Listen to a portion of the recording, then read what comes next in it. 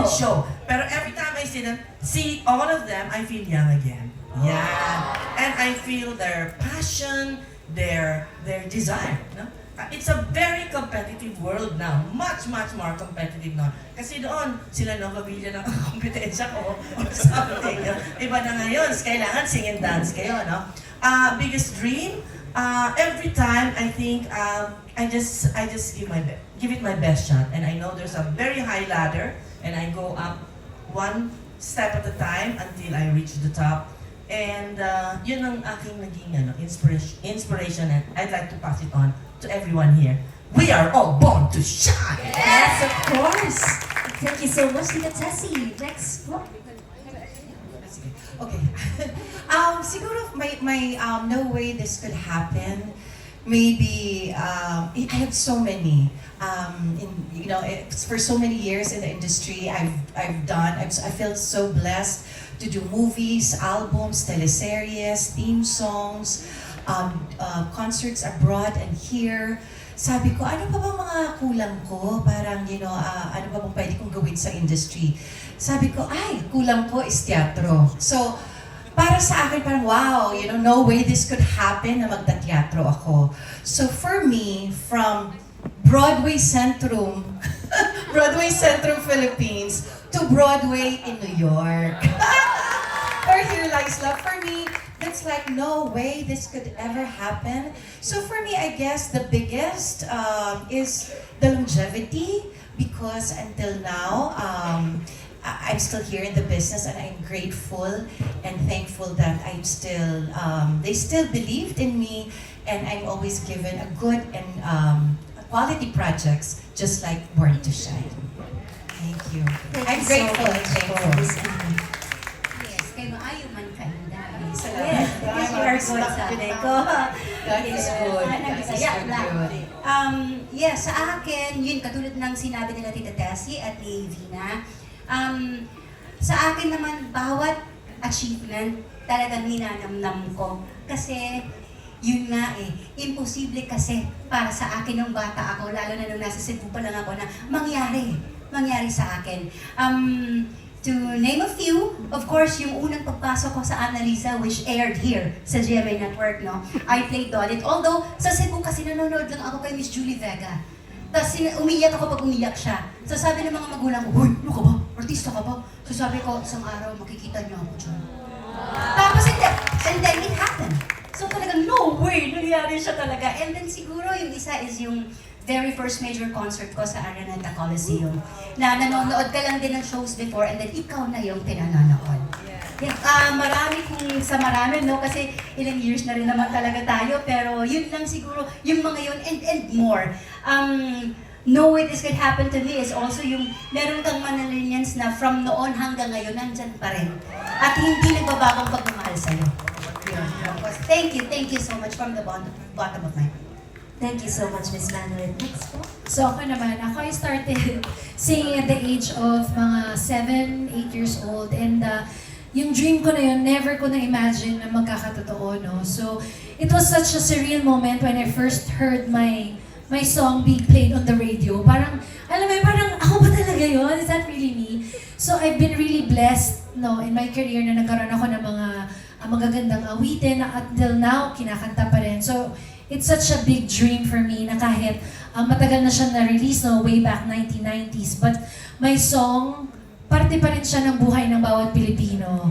And that I really am grateful for that, no? To be able to be part of their lives, to be able to touch their lives through my music. So that's such a big dream for me. And of course, to be back here, sharing the same stage with all of these artists, di ba? Yung mga old and new nandito, magkakasama kami ngayon for this very worthy project, which is Born to Shine. Thank you so much, Miss Rosel. Miss Tina. Ikaw muna. Ako din kasi, I started in showbiz when I was 9 years old. And my first single was Yung Sana, na produce na kinumpose ni Florante. And then after ilang years, nakagawa ako ng movies And then, I made this big hit na song na Tamis ng Unang Halik. And from there, ako po'y natutuwa dahil marami pa rin ang nakakaalala sa dalawang kantang nagpasikat sa akin. And thank you so much sa GMA dahil nagsimula ako dito sa That's Entertainment. Hanggang ngayon, nandito pa rin ako. Maraming salamat po. Thank you so much, Miss Tina. And of course, Sir Smokey. Sir, do not call me sir. I'm not a teacher. Copy po! Dream. Yeah, no way this could happen to me. Gaya ng sinasabi nila, and I believe lahat ng artista, yun ang dream nila, is yung tumagal sa industriya. No way this could happen to me. I started when I was, ilan taong ka? 9? Ako 7. Ako 10 years old.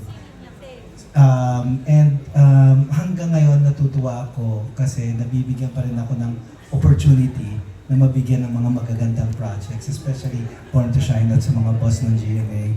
And ang nakakatuwa nito is, dati pa comedy lang ako. Pero, ngayon, pa comedy pa rin. Pero, hindi, huwag ka naman ganyan. Small things lang, ano ba yun? Small things lang yan. At saka, yun, I mean, nakakatuwa na ang daming generations ng mga artista ang nakakasama ko. At hanggang ngayon, ito naman yung mga bagong artista na sigurado akong sisikat. At sigurado akong malayo ang mararating nila. Thank you very much po. Thank you so much Thank you very much sa mga smokingians ko na nandito. Lahat sila. Lahat ng mga nakaupo dito sa front row. Mga smokingians. Thank you so much. But we have another question for our veterans. Yes? How does it feel to bring that sense of nostalgia to a new generation through Born to Shine?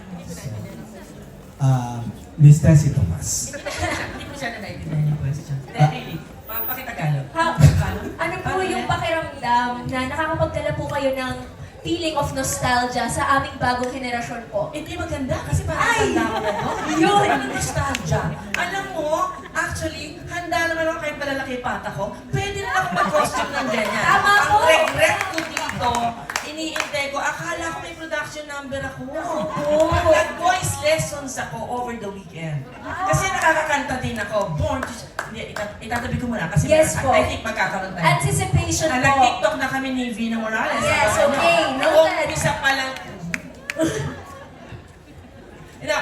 Really, nostalgia, ewan ko kung ano, pero nagulat ako kasi itong nakita ko, parang makikita mo na rin sa Araneta Coliseum, parang mini show. And yet, concert na to, no? Parang ng panahon namin nung una, hindi naman ganito karamihan.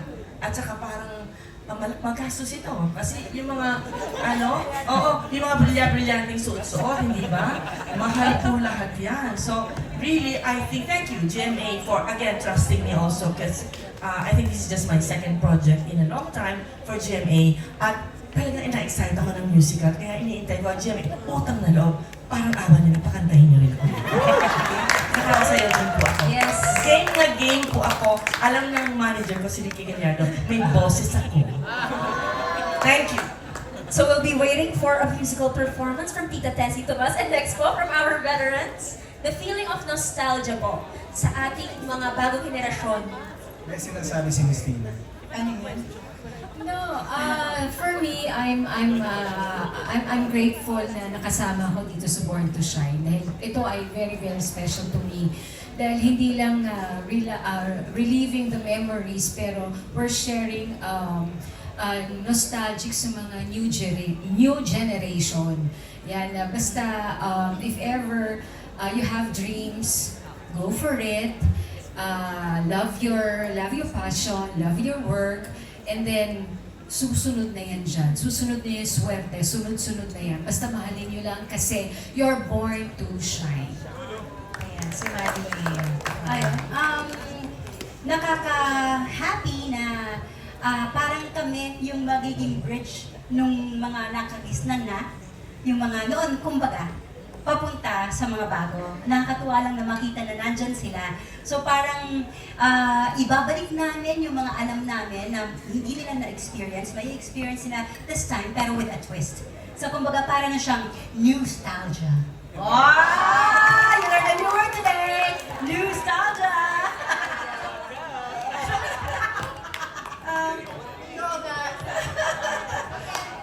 Hindi ka Yan anak ko. You know, it feels really special to be a part of Born to Shine because yung Born to Shine kasi connects generations. And yung mga long-time viewers, para sa kanila, pag mapanood nila ito, syempre, it brings back memories. So ito namang mga baguhan natin ng mga new generations na manunood, yung mga, I think, ang ginagawa nila ni Direk kasi is yung story, it's almost the same. Kasi pangarap, di ba? Marami tayong nangangarap, but with a twist and with a fresh touch ng storya nila sa mga generations naman ngayon. Kaya nakaka-relate naman yung mga manunood na generation. So it's really for everybody. It's for family. So we're very lucky and we're blessed that we are a part of Born to Shine. Diba? Direct kayo ng bahala dyan. Thank you so much po to our veterans. And next, we have this question for Olive, Naya, Gea, and Mitzi. So, was it really your dream of becoming a P-pop idol? And what do you